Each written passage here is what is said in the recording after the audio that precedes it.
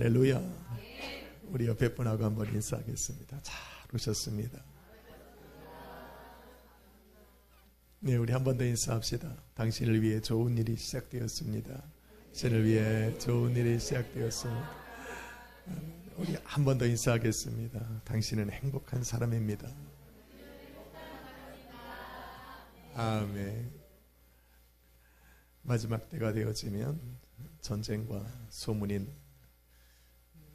소문이 난무하고 많은 죽음과 또 기근의 때가 성도를 불안하게 합니다. 참 싸움이라는 걸 멈춰야 하는데 성경에 보니 성도들에게는 끊임없는 싸움이 이어지고 있음을 말하고 있습니다. 오늘 저와 여러분 읽은 본문에도 우리는 여전히 우리 앞에 놓인 싸움을 또 씨름을 경주를 하고 있다라고 이야기를 합니다. 그런데 대상을 잘 정해야 되는데 성경은 분명하게 이야기를 합니다. 우리의 씨름은 혈과 육이 아니다. 통치자들과 권세자들과 이 어두운 세상의 주관자들과 또 하늘에 있는 악한 영들을 대함이라 라고 말을 하고 있습니다. 대상이 정해졌으면 대상을 이길 방법대로 싸우는 것이 당연한 것입니다. 할렐루야. 싸움을 시작했으면 이겨야죠. 싸움을 시작했으면 끝까지 싸워야죠. 그래야 끝나는 겁니다. 여기서 말하는 씨름이라고 하는 것의 원어는 판례입니다. 이 판례라는 단어의 뜻은 1대1의 싸움을 말하는 겁니다. 내가 누군가의 짝을 먹고 한 사람을 공격하고 싸우는 것이 아니라 이 판례라고 하는 이 싸움은 1대1의 싸움입니다. 한번 시작했으면 상대를 제압해서 완전히 무력하게 시키고 완전한 제압을 했을 때 경기가 끝나는 바로 그런 싸움을 씨름이라는 표현을 씁니다. 그래서 이것은 어떻게 보면 성도들이 싸워나가고 있는 영적인 싸움과 가장 유사한 표현이라 말할 수 있습니다. 우리가 싸워야 할 영적 싸움은 1대1의 싸움입니다. 누군가 대신 싸워줄 수 있는 게 아닙니다. 우리가 악한 영들과 싸우는 것, 우리의 신앙과 믿음의 선한 싸움을 싸워가는 것은 누군가에 의해서 누군가의 도움을 받아 할 수 있는 것이 아니라 내가 싸워야 되는 싸움이라는 거예요. 우리의 부모가 아무리 신앙이 좋아도 나를 대신하여 싸워줄 수 없고, 아무리 좋은 교회를 다녀도 그 교회가 나의 신앙을 대변해 줄 수 없고, 내가 아무리 누군가를 도와주고 싶어도 절대로 도와줄 수 없는 싸움이 바로 이 씨름이라고 하는 단어예요. 한번 인사하고 시작합시다. 싸워서 이깁시다. 한 번 더 인사합시다. 당신이 직접 싸워야 합니다. 네. 그래서 이 씨름이라고 하는 것은 우리가 우리나라에서 하는 씨름 경기를 생각하면 가장 좋은 표현입니다. 우리나라 씨름하려면 어떻게 해야 됩니까? 저도 씨름 선수를 많이 압니다. 이만기 선수도 알고 강호동도 알고. 왜요? 선수 얘기를 하는데 어디에 웃음 포인트가 있지? 이봉거리. 너무 옛날에. 씨름 안 본 지가 좀 오래. 우리 집사님은 아시죠? 그죠? 씨름 좋아하시고. 자, 씨름할 때 어떻게 해야 됩니까? 서로 삿발을 잡습니다. 그리고 자기가 조금이라도 힘을 쓸 수 있고 상대의 중심을 무너뜨려서 넘어뜨릴 수 있는 공간을 확보하고 잡으려고 아주 삿발 싸움이 치열합니다. 그래서 씨름이라는 경기는 초장이 중요해요. 아무리 등치가 크고 그래도 이 무게중심을 잘못 잡아버리면 쉽게 넘어가는 것이 씨름입니다. 그런데 재밌습니다. 사도 바울이 우리가 달려가는 씨름은 혈과 육이 아니라고 말합니다. 통치자들과 권세자들과 이 어둠의 주관자들과 하늘에 있는 영적 악한 영들이라고 말을 합니다. 재밌어요. 체급 차이가 너무 납니다. 우리는 도대체 감당할 수 없고 이길 수 없는 이들이 바로 우리의 씨름의 상대라고 이야기를 하고 있어요. 이러니까 좀 싸움하는 게 겁이 나기도 합니다. 그래서 초장 싸움이 중요합니다. 삿발을 잘 잡아야 돼요. 우리는 그들을 체급적으로 이길 수 없어요. 1대1로 붙어서 도대체 감당할 수 없는 사람들입니다. 그래서 그들이 나의 중심을 무너뜨리고 나의 신앙과 믿음을 무너뜨릴 수 없도록 내게 어떻게 해요? 그들이 잡는 것들을 잡지 못하도록 어떻게 해요? 하는 것이 중요하다. 통치자들과 권세자들과 어둠의 주관자들과 또 하늘에 있는 악한 영들이 우리에게 잡고 우리를 흔들고 우리의 중심을 무너뜨리고 우리의 신앙과 믿음을 쓰러뜨릴 수 있게 만드는 것들은 무엇입니까? 요한일서 2장 16절에 바라보니까 이 세상의 모든 것들은 육체의 정욕과 안목의 정욕과 이생의 자랑들이라. 이것들은 하나님께로부터 온 것이 아니라 이 세상으로부터 왔다고 말합니다. 그들은 자신들이 주온 거기 때문에 자신들이 주관할 수 있다고 생각을 합니다. 우리가 이 세상을 살아가면서 어떻게 세상 사람들의 살아가는 원리, 세상 사람들이 노력하고 그들이 관심을 두고 살아가는 것들을 요약해보면 정말 성경이 요약한 대로 육체의 정욕과 안목의 정욕과 이생의 자랑이라는 것을 우리는 분명히 알 수 있습니다. 세상은 그것을 지키기 위해 또 그것을 높여가기 위해 최선을 다해서 노력하는 것을 볼 수가 있습니다. 우리는 올라가면 올라갈수록 그들에게 어떻게 합니까? 우리가 싸워야 할 대상들에게 더 좋은 자리를 마련해 주는 겁니다.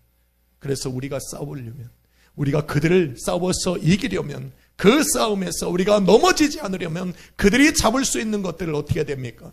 버려야 되는 겁니다. 우리의 몸에서 작게 만들어야 돼요. 저와 여러분이 읽은 본문 에베소서 6장 12절을 기록한 사도 바울은 싸움에 대비했습니다. 자신들이 싸워야 될, 자신이 싸워야 될 대상이 누구인지를 분명히 정했기 때문에 그에게 자기의 믿음의 중심, 신앙의 중심, 삶의 중심, 그 중심을 흐트러뜨려서 넘어지지 않도록 그는 싸움에 대비하기 시작했습니다. 그래서 첫 번째로 그가 한 것은 뭡니까? 육체의 정욕을 제하여 버리기 시작했습니다. 벗어버리기 시작했습니다.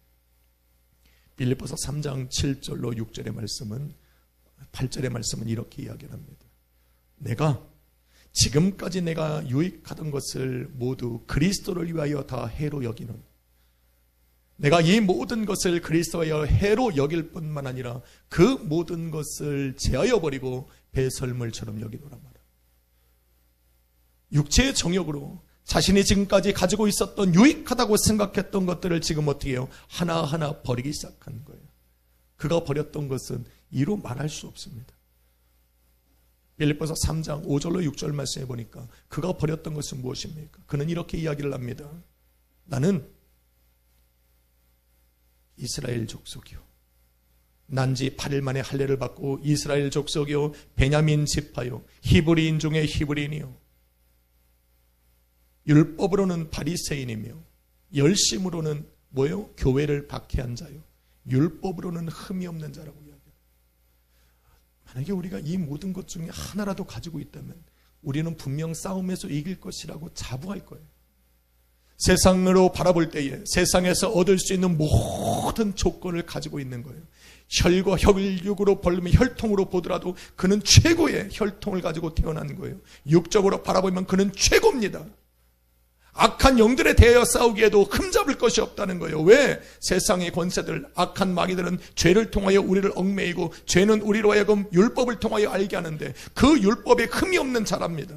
그래서 우리는 그 싸움에서 분명 바울이 이길 수 있을 거라고 생각하는데 오히려 바울은 우리와 생각이 완전히 다릅니다. 자신에게 유익하다고 생각했던 것들, 자신의 혈통과 육적인 자랑과 또 영적인 자랑까지 모두가 다 배설물처럼 그리스도를 위하여 내가 해로 여겨서 다 버리고 있는 거예요. 싸움에 대비하고 있는 겁니다. 통치자들과 권세자들과 세상의 주관자들과 악한 영들이 내 삶에 찾아와서 나를 붙잡지 못하도록, 내 삶을 무너뜨리는데 내 생각을 주관하지 못하도록 그것을 지금 버려버리고 있는 거예요. 싸움에 대비하고 있는 겁니다. 참 재밌어요. 이게 버려지는 게 아니에요. 태생을 어떻게 바꿉니까? 혈통을 어떻게 바꿔요? 이미 쌓아놓은 나의 스펙들을 어떻게 제거하냔 말이에요. 내가 지금 가지고 있는 것들을 어떻게 제거합니까? 율법으로 살아왔고 율법으로 열심을 내어 교회를 핍박했던 이러한 과거의 삶들을 내가 어떻게 내어버립니까? 사도 바울이 버렸다라고 하는 의미는 더 이상 이것들로 인해서 내 마음과 생각이 요동치지 않는다라는 거예요. 내가 가지고 있는 것들, 내가 지금 누구의 내 가문이 어떻고 가족이 어떻고 내가 가진 게 어떻고 내가 지금 사회적인 지위가 어떻고 이러한 것들을 내 마음에 품고 살아가지 않는다라는 거예요. 내가 예수 그리스도를 만난 이후에 이 모든 것들은 그리스도를 위하여 나는 어떻게 돼요? 내 생각에서 비워버렸다라는 거예요. 비워버렸다라고 하는 것은 이걸로 인해서 내 삶이 좌지우지 되지 않는다라는 거예요. 그 중에 하나를 위해서 내 마음에 내 인생이 내 생각과 내 마음이 그쪽으로 향하지 않는다라는 거예요. 세상의 권세자들과 통치자들은 어떻게 합니까? 내 삶에 그런 것들을 주는 것으로 뺏는 것으로 우리를 위협합니다. 우리의 마음을 주관해요. 우리가 그래서 직장을 구하려면 어떻게 하면 좋은 환경에서 또 얼마나 내가 돈을 많이 받는 거에 따라서 우리가 이 회사를 결정하잖아요. 그 세상의 통치자들과 권세자들과 주관자들은 우리로 하여금 너희의 삶을 가지고 우리를 자꾸 흔들려고 합니다.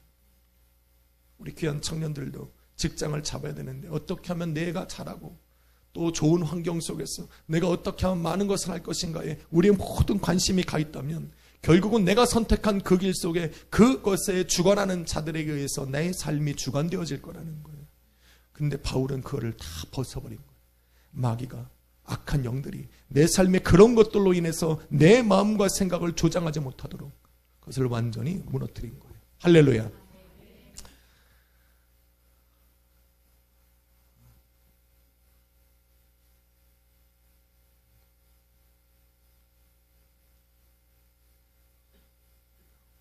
벗어야 하는데 벗을 수 없는 것들, 배설물처럼 여겨야 하는데 버릴 수 없는 것들,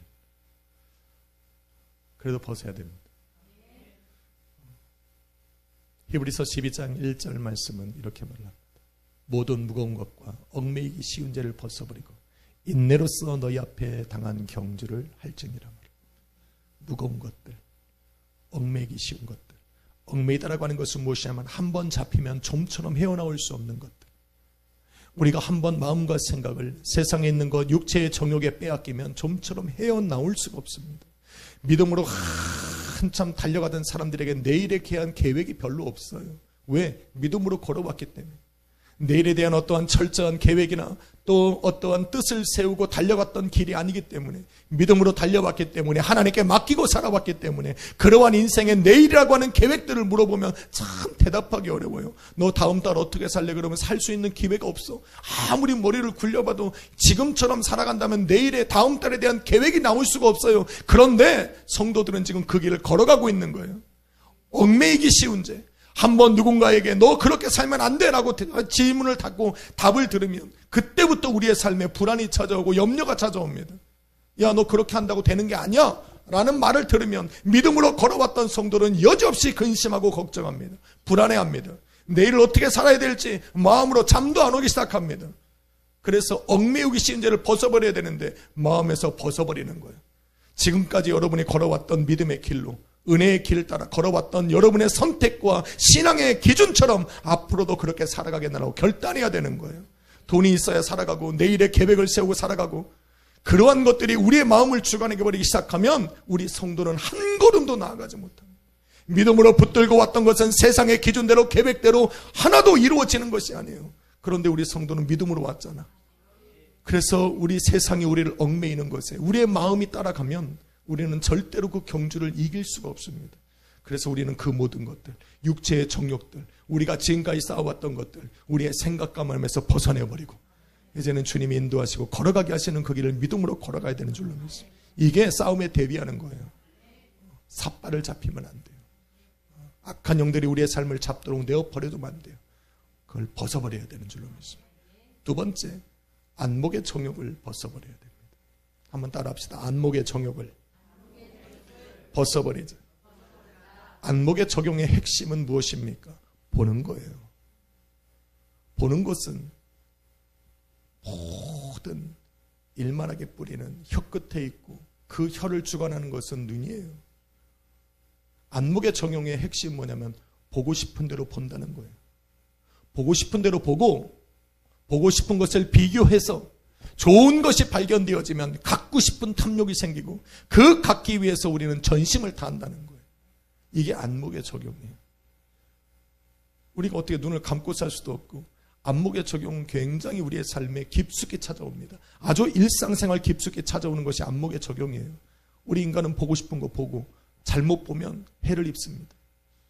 아담이 하나님께서 뭐라고 말합니까? 더 동산 중앙에 있는 선악을 알게 하는 나무는 실과는 절대로 먹지 말라 말합니다. 그런데 하와가 어떻게 말합니까? 그 나무의 실과를 바라본 즉 보암직도 하고 라고 말합니다. 근데 참 하나님도 그래.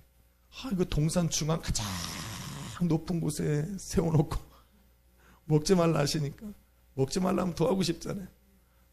아니에요? 저는 그랬어요. 하지 말라면 해보고 싶고 건들지 말라면 건드려보고 싶고.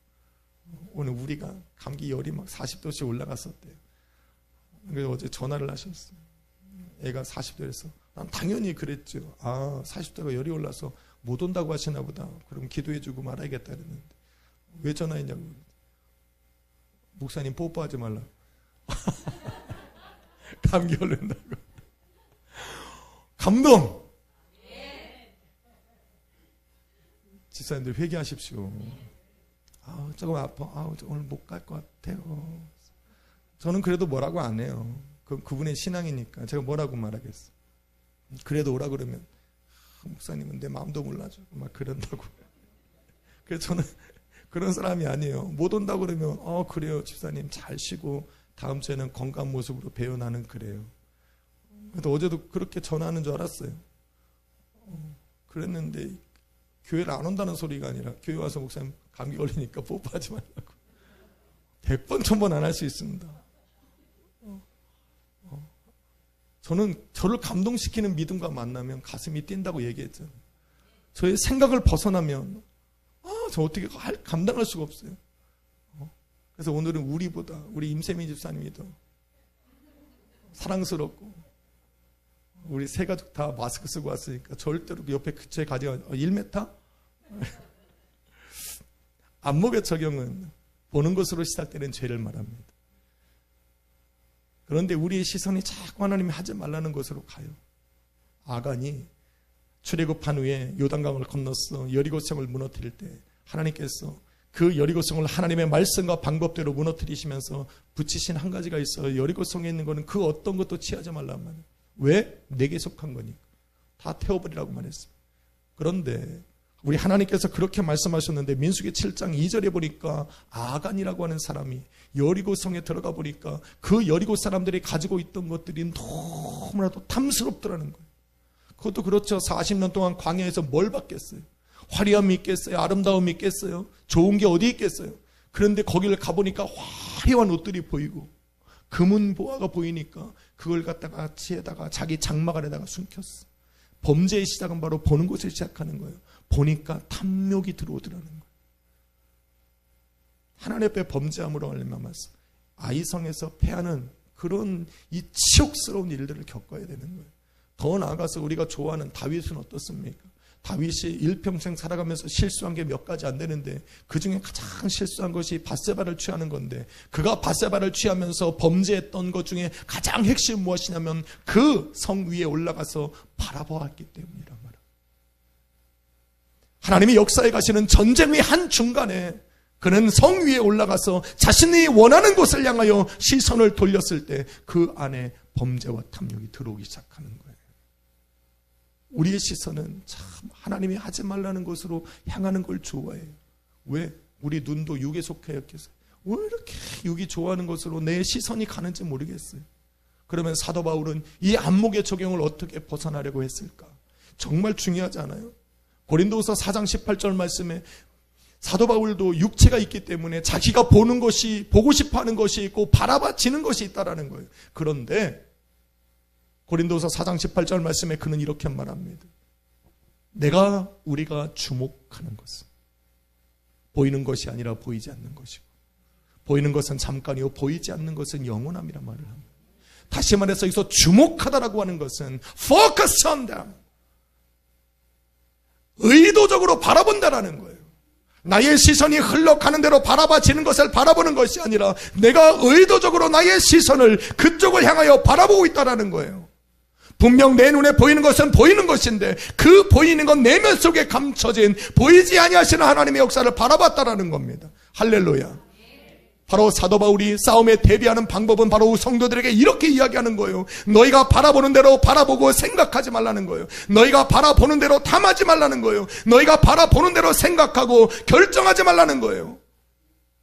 세상은 우리에게 보여주는 걸 좋아합니다. 악한 마귀는 아담의 때로부터 시작해서 우리에게 끊임없이 하나님께서 원하시지 않는 것들을 보여줍니다. 세상의 탐욕을 보여주고 물질을 보여주고 여러 가지 재물을 보여주고 명예와 권력을 보여줍니다. 우리가 육체에 필요한 것들을 우리 가시적인 앞에다 두고 우리는 그것을 바라보게 하시고 우리를 바라보고 비교하고 탐하고 소유할 수 있는 욕구를 줘서 우리는 그것을 하려고 열정을 낸다라는 거예요.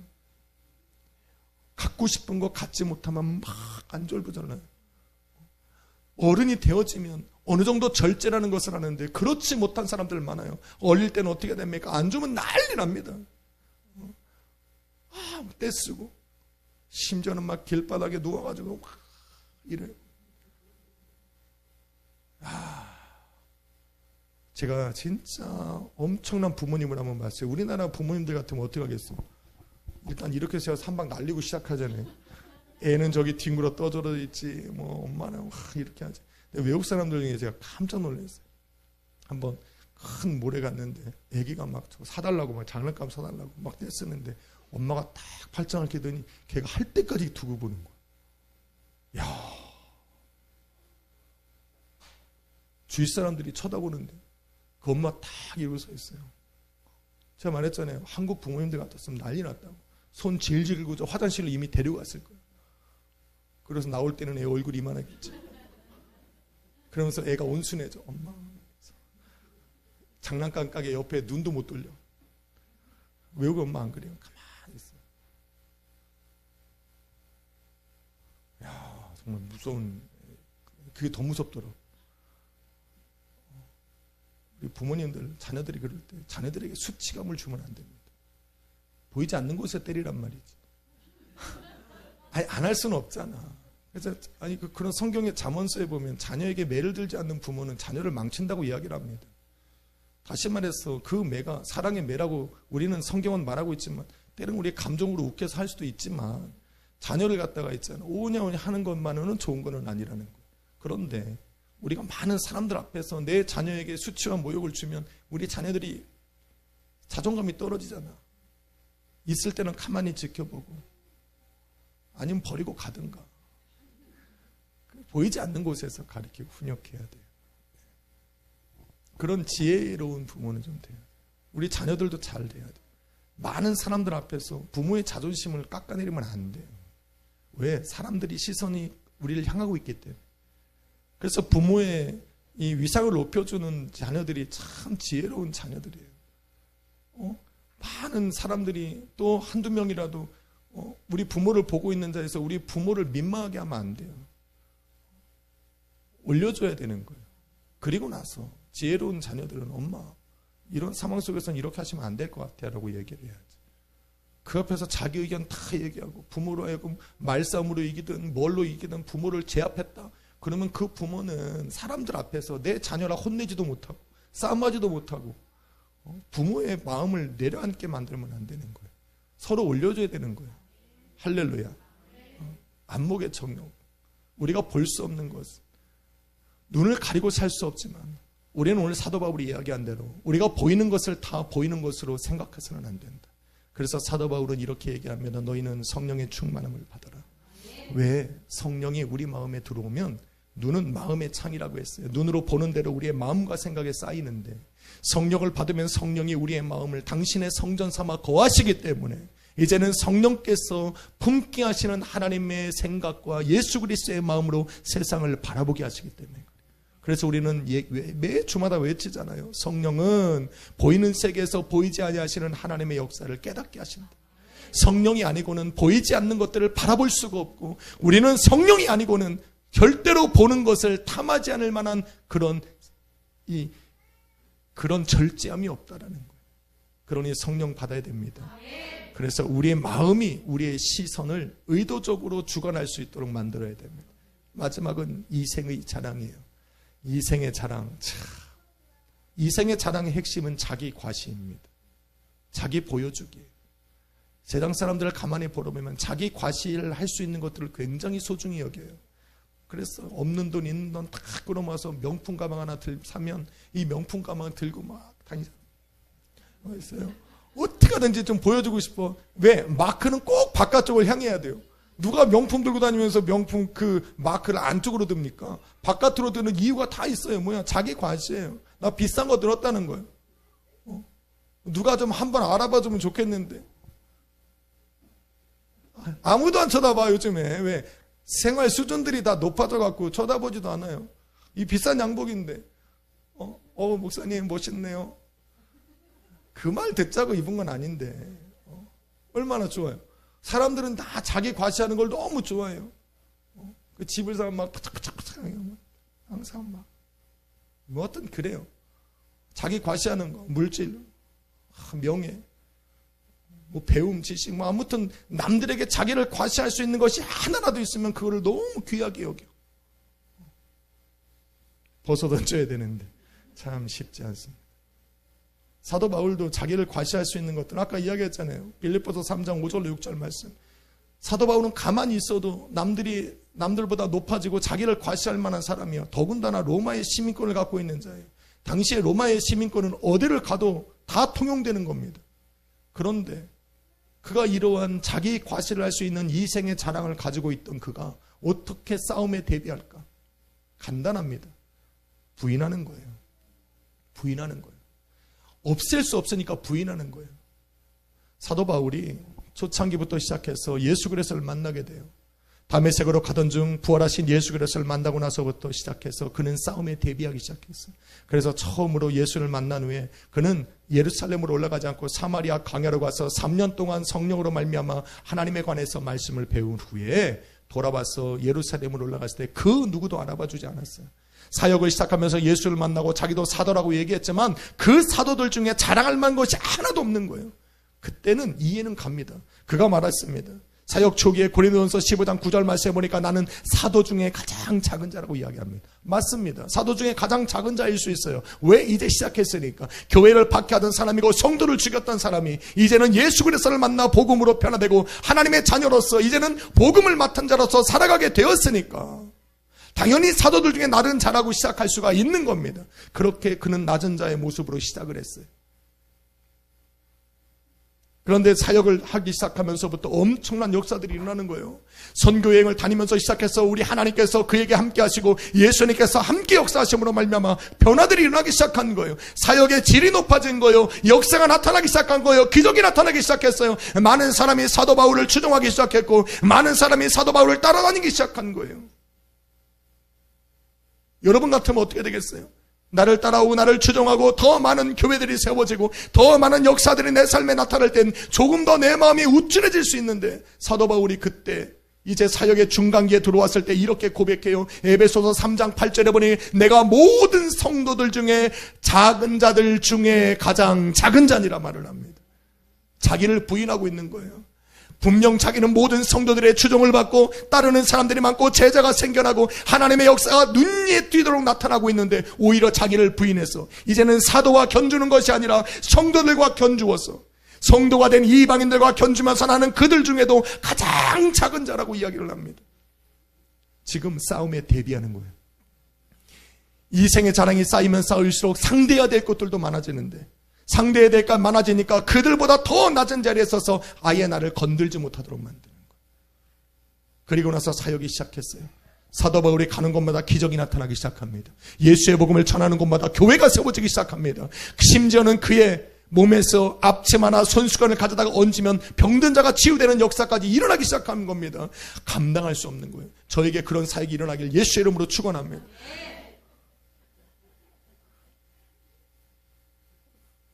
간절히 바라죠. 여러분은 아니에요? 아니 김호 일사님 그런 역사 기대 안 해요? 아니 가온이가 어느 날 막 시무레했을 때 가서 가온이에게 손을 얹고 예수의 이름으로 나을지어다. 가온이가 아빠 이게 얼마나 좋으시겠냐고. 아니 이런 거 싫어하는 사람이 어디 있어요? 우리 벼라가 아플 때 우리 두 집사님 얼마나 간절해요. 기다려. 아빠가 가서 기도해 줄게. 아 재봉이 우리 최홍락 집사님 가서 벼라야 걱정하지 마. 벼라가 아빠 이런 얼마 왜 우리가 안 바라겠냐고. 이런 거 안 바라겠어요? 아니야 나는 사도 바울처럼 낮은 자 이런 거 생각하지 마세요. 저는 그렇지 않아요. 주여 사역 속에 이런 역사가 나타나게 하여 주시옵소서. 안 될 거 아니까. 주여 저 매번 기도원 가잖아요. 기도원 가서 제가 원하는 게 뭐예요? 저는 기적을 일으키는 사람이 아니라고 분명히 이야기를 합니다. 다만 제가 기도하는 것은 여러분 안에 있는 하나님의 은사가 불일 듯 일어나게 하고 여러분에게 주신 하나님의 은사가, 오늘 성령의 역사가 오늘도 저랑 통하여서 만나게 하시기를 간절히 소망한다고 이야기합니다. 오늘도 그런 건 마찬가지예요. 근데 그런 역사가 나타나기를 소망해요. 제가 기도하고 났는데 역사가 안 일어나는데, 두 번째 온 사람이 기도할 때 역사가 나타나면 얼마나 아쉬우죠. 다 기도했는데 저거 내가 좀만 더 기도하면 되는 건데, 이런 마음이 들지 않겠어? 사도 바울이 가는 곳마다 하나님의 놀라운 기적 역사가 나타나기 시작한 거예요. 여러분이 생각하는 거 상상 이상이란 말이에요. 그 이상이 나타날 때 사도 바울은 어떻게 자신을 낮출까? 정말 중요해요. 사도 바울이 자기의 그 사역의 후기 보니까 디모데전서 1장 15절 말씀에 보니까 내가 죄인들 중에 더 괴순이란 말이에요. 맨 처음엔 사도랑 비교하다가 성도랑 비교하다가 이제는 사역 말기에 이 후반기에 들어왔을 때 엄청난 기적의 역사들이 나타나고, 심지어는 그를 돕는 이까지 생기면서 사도 바울은 자기를 누구랑 비교하냐면 그 감옥에 갇힌 죄인들 중에 나는 더 괴수란 말이에요. 완전히 바닥으로 낮춰버리는 거예요. 마귀가 나를 조금이라도 이 생의 자랑을 잡을 수 있는 끝나풀조차도 용납하지 않는 거예요. 괴수라고 하는 말이 무슨 말인지 아십니까? 우선된 자, 앞선 자라는 뜻이에요. 죄인들은 당시에 무조건 사형장으로 가는 경우가 많았는데 그 중에서 가장 앞에 서는 자는 가장 흉악한 죄인인 거예요. 그런데 사도 바울이 괴수라는 게 바로 그 단어예요. 나는 죄인들 중에 죽으러 가는 그 사형장으로 끌려가는 사람들 중에 제일 앞선 사람이란 말하는 거예요. 그렇게 자신을 낮춰버리는 거예요. 그러니 어떻게 마귀가 그의 마음속에 이생의 자랑으로 그를 올릴 거냐는 거예요. 아예 사전에 막아버리는 거예요. 내가 과거에 무엇을 했네, 내가 무엇을 갖고 살아가네, 내가 무슨 차를 타고 어떤 집을 살고, 내가 어떤 환경 속에서 어떤 일을 벌이고 살아가고, 사회적인 지위는 어떻고, 얼마나 배움이 있고, 얼마나 높은 자리에서 세상에 나의 능력을 과시하며 살아가는지를 우리가 생각하고 살아가고 있다면 마귀는 언제라도 자신들이 원하는 대로 우리를 넘어뜨릴 수 있다는 거예요.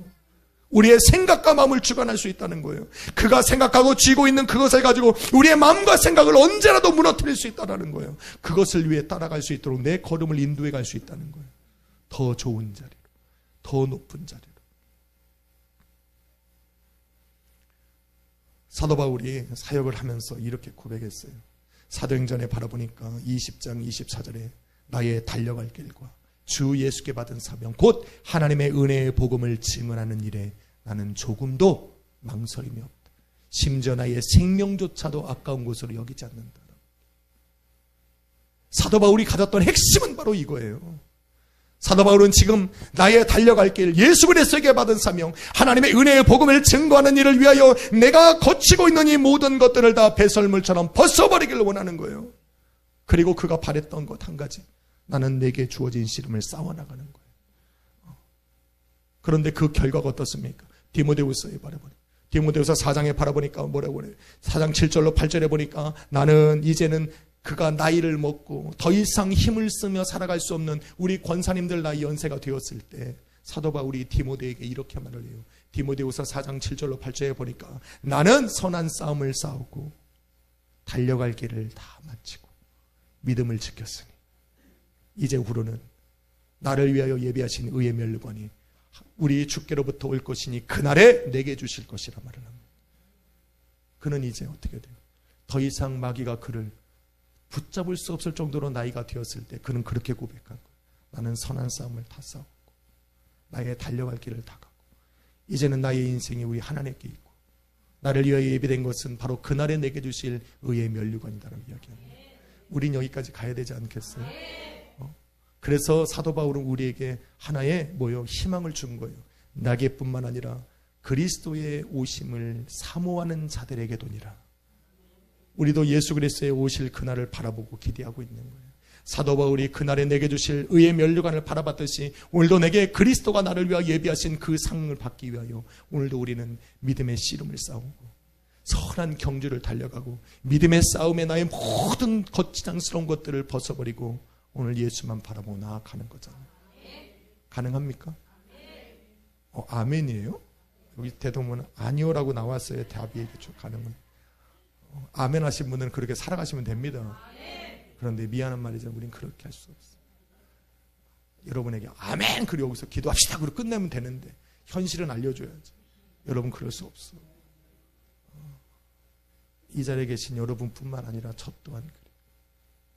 요즘에 제가 우리 하나님의 은혜로 올라가면 올라갈수록 하나님의 더 좋은 자리로 또 더 사역의 폭을 넓히시면 넓히실수록 제가 오늘 설교를 준비한 이유가 바로 제 영혼에게 말하고 있는 거예요. 올라가 보니 더 많은 싸움이 기다리고 있더라는 거예요. 나는 이제는 나를 낮춰야 되는 그 싸움을 시작한 겁니다. 저를 위해서 기도해 주셔야 되는 게 바로 그거예요. 그런데 그럴 수 없더라는 거예요. 내 마음이 자꾸 한순간이라도 놓치면 하나님이 나를 인도해 가셨던 것은 사라지고 내가 어디에 서 있는 것만 보이니 이런 연약한 저를 어떻게 하겠냐는 거예요. 우리 하나님이 어떻게 할까?